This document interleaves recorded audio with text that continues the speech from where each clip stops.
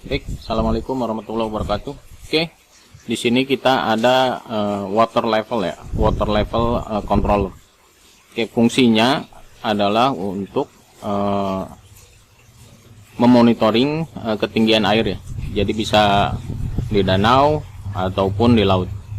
Sensornya kita menggunakan sensor RS485 ya.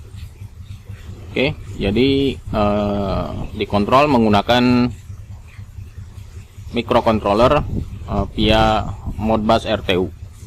Oke, di sini ini jarak pembacaannya sampai 4 meteran.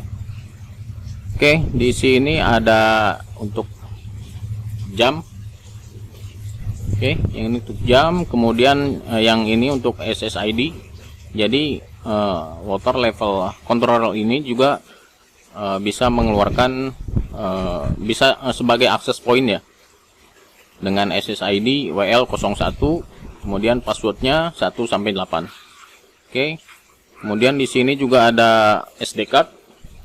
SD card ini nanti fungsinya sebagai penyimpanan data dari sensornya. Oke, jika SD card tertancap seperti ini, maka di sini ada keterangan inserted ya. SD card inserted. Oke, jadi ketinggiannya ini berdasarkan sensor yang diletakkan pada, jadi dari permukaan air ke sensor. Jadi jaraknya itu, ketinggiannya itu dihitung dari sensor ke permukaan air ya. Oke, kemudian di sini ada satuan detik. Detik ini adalah satuan timer untuk penyimpanan datanya. Jadi berapa detik sekali nanti datanya dapat disimpan ke SD card. Oke, di sini juga ada tanggal, kemudian di sini ada keterangan on, artinya timernya sedang bekerja ya. Jadi timernya sedang aktif. Nanti kita bisa kontrol setting menggunakan aplikasi. Oke, kemudian buka aplikasinya. Aplikasinya seperti ini. Oke, water level controller. Pertama-tama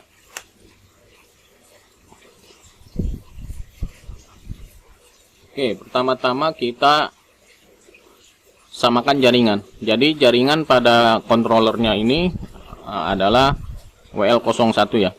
Maka pada HP pun, pada aplikasi kita gunakan jaringan WL01, passwordnya 1 sampai 8. Oke, passwordnya 1234567 kita hubungkan. Setelah terhubung, kita balik lagi ke aplikasi, kita cek connection di sini.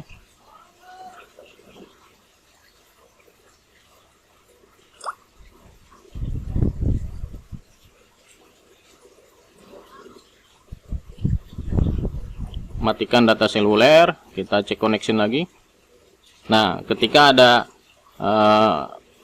poin hijau berkedip, artinya koneksi antara aplikasi dengan controllernya sudah terhubung dengan baik ya. Oke, di sini ada timeset. Timeset ini adalah fungsinya untuk memperbaharui tanggal dan jam ya. Artinya memperbaharui waktu. Oke, kemudian di sini ada pilihan timer dari 10 detik sampai 3600 detik. Jadi dari 10 detik sampai 1 jam. Kita bisa pilih di sini misalkan 20 detik. Kemudian kita set. Ketika kita set, maka pada controller akan berubah menjadi 20 detik ya. Oke. Kita balik lagi ke aplikasi.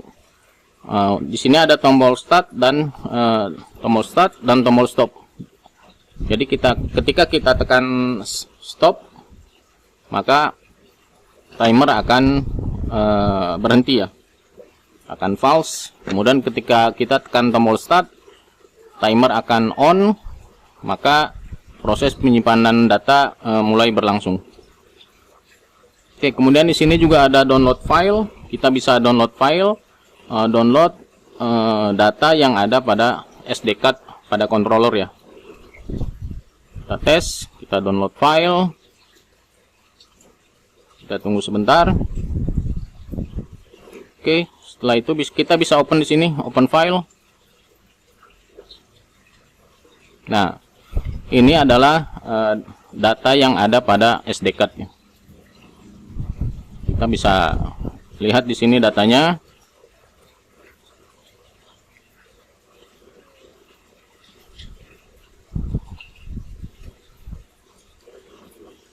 Oke, data ini juga nanti kita bisa simpan pada memori HP ya. Kita bisa save as di sini. Oke. Nah, datanya disimpan dengan nama WL data, kemudian tanggal dan jam. Oke. Data ini juga bisa kita, nama datanya bisa kita edit ya, bisa kita rename, tapi jangan lupa di belakangnya harus .txt. Oke, misalkan kita simpan di unduhan sini, kita simpan, datanya berhasil kita simpan. Oke, kita bisa cek nanti di unduhan ya.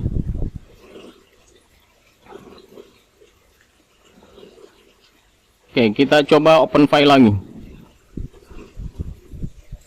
Open file, filenya sudah muncul, kemudian kita bisa save as. Nah, ini yang tadi datanya WL data, kita simpan, data berhasil disimpan. Baik, terima kasih, mungkin itu saja yang bisa disampaikan. Semoga penjelasannya dapat dipahami, semoga juga dapat membantu. Assalamualaikum warahmatullahi wabarakatuh.